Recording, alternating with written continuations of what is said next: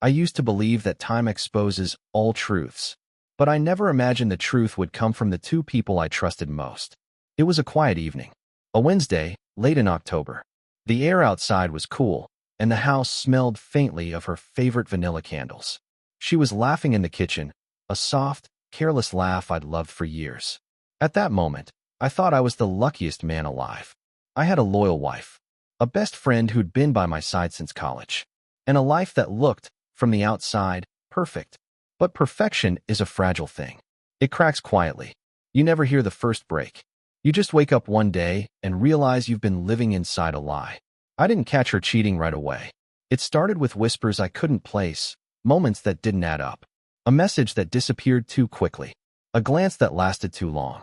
And my best friend, always around, always smiling, always there. Looking back, I can see every sign. But at the time, I ignored them. I told myself I was paranoid. That's what love does. It blinds you. It makes you defend the guilty and doubt the truth. What I didn't know then was that the betrayal had already started. Years before, while I was building our future, they were destroying it, quietly, together. And when I finally discovered the truth, I didn't scream. I didn't fight. I simply began to plan. Because sometimes, the calmest man in the room is the one you should fear the most. When people saw us together, they called us the perfect couple.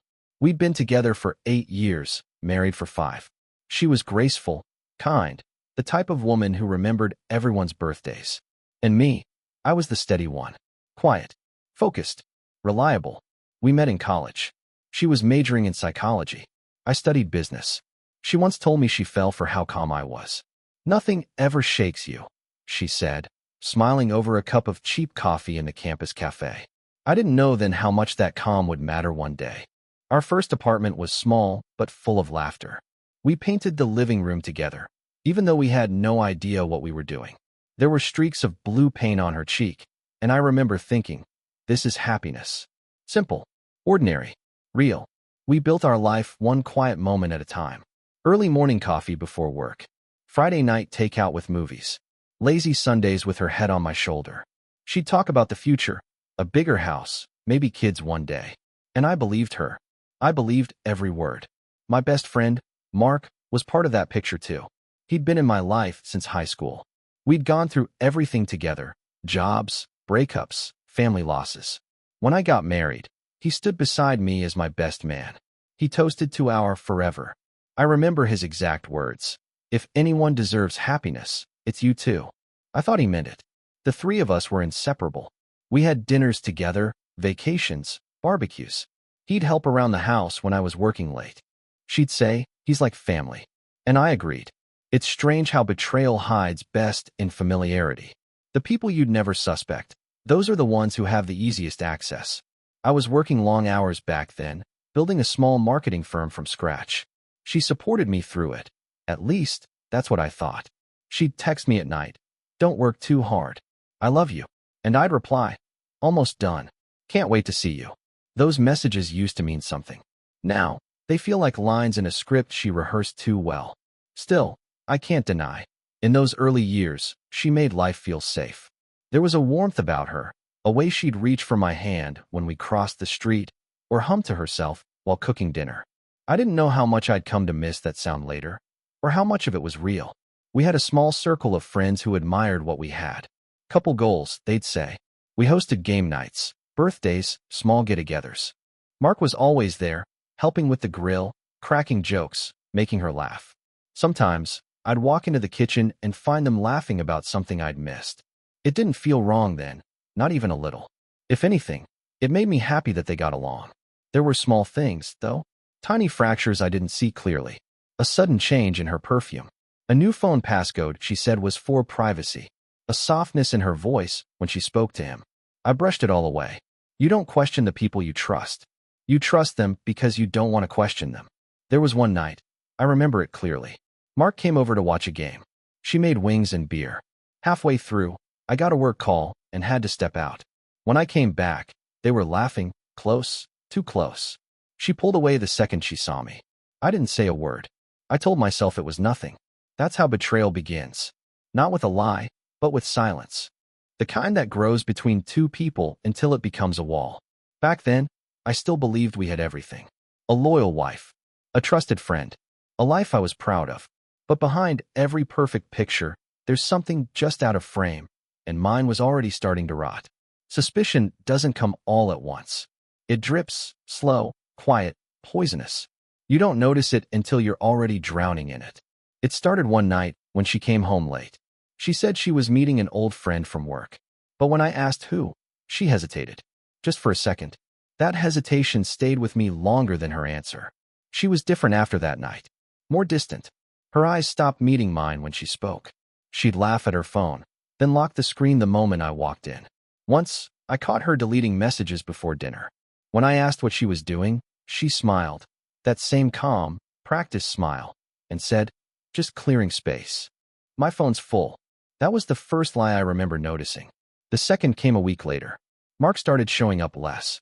When I called, he said work had been crazy, but I'd known him long enough to tell when he was lying.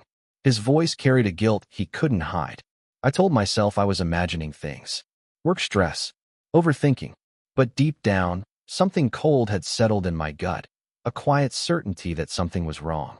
Then one night, I woke up at 2 a.m. She wasn't beside me. Her side of the bed was cold. I found her in the living room, whispering on the phone. When she saw me, she froze, then said she couldn't sleep and was just scrolling. The phone call had ended seconds before I entered. That was the night I stopped sleeping well. I started watching more closely. Tiny details became evidence. Her perfume changed. Her clothes, more deliberate. She'd hum again. That same soft tune she used to hum when she was happy, but now it sounded forced. One afternoon, she said she was meeting her sister for coffee. Her sister called me that evening, asking how she was doing, said it had been weeks since they'd met. That was when I knew. I didn't confront her. Not yet. Anger is useless when you don't have proof. I needed certainty, and I needed to stay calm. So I started keeping track. Her schedules, excuses, receipts, phone logs. Every detail mattered. I found a restaurant receipt in her purse one night. 2 dinners. 1 bottle of wine. No sign of her sister's name. The date, last Thursday. The night she told me she'd been home watching a movie. That's when I started looking at her phone. She'd changed her password. That told me everything I needed to know. I didn't try to break in. Not then. Instead, I found an old tablet synced to her messages. It was stored in the desk drawer, one she thought I never used. I opened it. The screen lit up with a familiar name. Mark. The first message I saw was simple. "Can't stop thinking about you." Her reply came seconds later. "You shouldn't say that." Then another. "But I feel the same." The date, 3 years ago. Before our 5th anniversary. My hands didn't shake. My heart didn't race. I just sat there, staring at the truth I'd been too blind to see. I scrolled further. Photos, messages, conversations that stretched across months, years. Plans made in secret. Excuses I believed. Moments I'd lived, rewritten behind my back. They'd built their own world inside mine. I remember sitting there for hours. The sun came up, and I was still reading, still scrolling through the years I'd lost. Every word was a knife, but I didn't bleed. Not yet. When she came downstairs that morning, I was already dressed. She smiled, kissed my cheek, and said, "You're up early." I smiled back. "Couldn't sleep," I said. She didn't know I had seen everything. She didn't know that from that moment forward, I wasn't her husband anymore. I was her reckoning. Because once you know the truth, you stop living in love and start preparing for justice. The day I confirmed everything, the world felt still. No sound, no movement, just a silence so heavy it pressed against my chest. I didn't need more proof, but I kept reading anyway. Maybe part of me hoped it wasn't as bad as it looked. Maybe I needed to feel every cut before I could let go. Their messages told a story I had never been part of. Late-night meetings. Lies built on top of lies. Trips I thought were for work. Moments I thought she spent alone, spent with him instead. There were words that burned into my memory. Mark wrote, "He's too trusting. I almost feel bad." And she replied, "Don't. He'll never find out." That was the moment something inside me died. Not love, not trust. Something deeper, something human. I felt my pulse slow. My thoughts became sharp, clear, cold. People imagine anger is loud. But real anger, the kind born from betrayal, is quiet. It doesn't scream. It calculates. I closed the tablet, placed it back in the drawer exactly as I'd found it. I didn't confront her that day, or the next. I went to work, ate dinner with her, slept beside her, pretended everything was normal. Every time she laughed, I saw him in that sound. Every time she touched me, I felt his shadow. And yet, I said nothing, because I wanted her to believe I was still blind. One night, she fell asleep beside me. I turned my head and looked at her. Her face looked peaceful, innocent. It made me sick. I wondered if she ever looked at me that way after lying to me. If she kissed me thinking of him. If their betrayal ever felt wrong to her. The answer came the next morning when she smiled at me. That same practiced, perfect smile. No guilt. No hesitation. She had buried her conscience long ago. Mark and I still spoke. He'd call sometimes, acting normal. The sound of his voice made my skin crawl. But I matched his tone, word for word. "Let's grab a drink soon," he'd say. "Sure," I'd answer.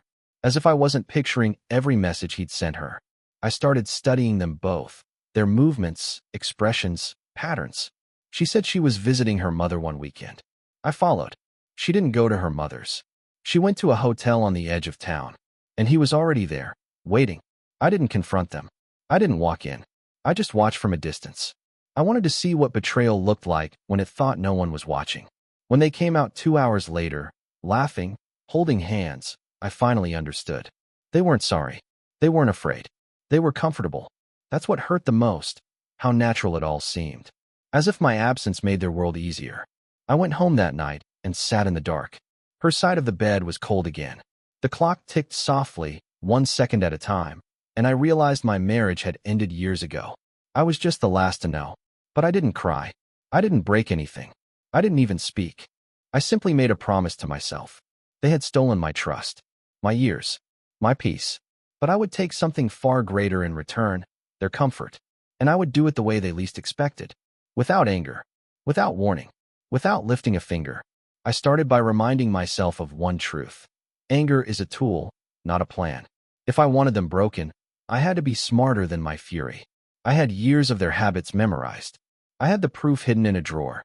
Now I needed a system. Step 1 was silence. I never raised my voice. I never accused. I moved through our house like a ghost. They saw me. They smiled at me. They misread my quiet for weakness. That was the first advantage. Step 2 was evidence. I organized what I already had. Screenshots, timestamps, receipts, photos. I printed the damning messages and labeled them by date. I arranged hotel receipts next to the nights she claimed to be home. I compiled a timeline. Every lie lined up. Every excuse crumbled. Step 3 was legitimacy. I took the evidence to a lawyer.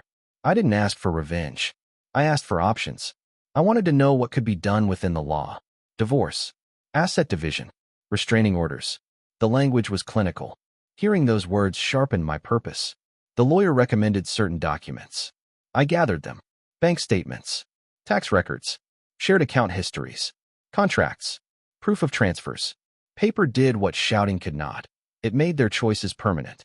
Step 4 was leverage. I froze the accounts that mattered to our household where the law allowed it.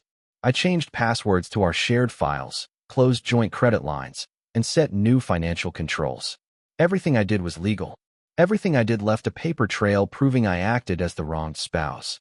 They would feel the shift in stability long before they understood why. Step 5 was exposure, but public and precise, not cruel chaos. I arranged for their world to be the one place where secrecy would fail. Not with shouting in a parking lot. Not with slander on a message board. I prepared a dossier. Thick, professional, impossible to dismiss as invention. Photos. Message transcripts with timestamps. Hotel receipts. Motel logos. Dates aligned with lies she'd told me. Then I found the stage. A place where reputation mattered.